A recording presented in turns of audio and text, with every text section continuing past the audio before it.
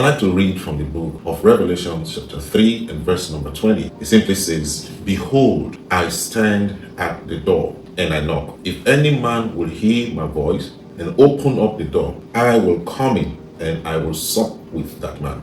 Let's look at the very first word of this text. It just says, behold. Behold means look in this direction. Look at something. I don't know what you have been looking at, and I don't know where you have been looking at. I just want to encourage you this morning. Wherever you have been looking for help, whoever you have been looking up to for help, it may have been in all of the wrong places and you may not have been getting all of the right answer. But this morning, there's good news for you, because the Bible simply says, look in a direction. And the next thing it says is that I stand at the door. It simply means that there is just a thin line between you and Jesus. The only thing separating you this morning from seeing Jesus is the door. And he says that I am not just standing, I am also knocking to draw your attention that there's someone that is at the door. You need to understand the personality of this person who is at your door knocking. It was him that was with God from the beginning of time. It was with him that all things were created. And the Bible says that without him, nothing was created that was created. This is the personality that is at the door, calling on your attention. And perhaps you may have not heard his knock, or you may have been looking in the wrong direction. But this morning, the good news is that you have not known that Jesus is simply by the door and he's knocking, calling on your attention because he cares. He sees your struggle. He knows your worry. He understands your pain. He sees you go through all of these hard times, and he's interested in sharing these times with you. But he says that until you open the door, he cannot come in. Wow. So you mean help has been on the other side of the door all along, and I've been looking in all of the wrong places. But he who created the entire world, that without him, nothing that was created that was made, is just on the other side of my door and is knocking and is calling for my attention.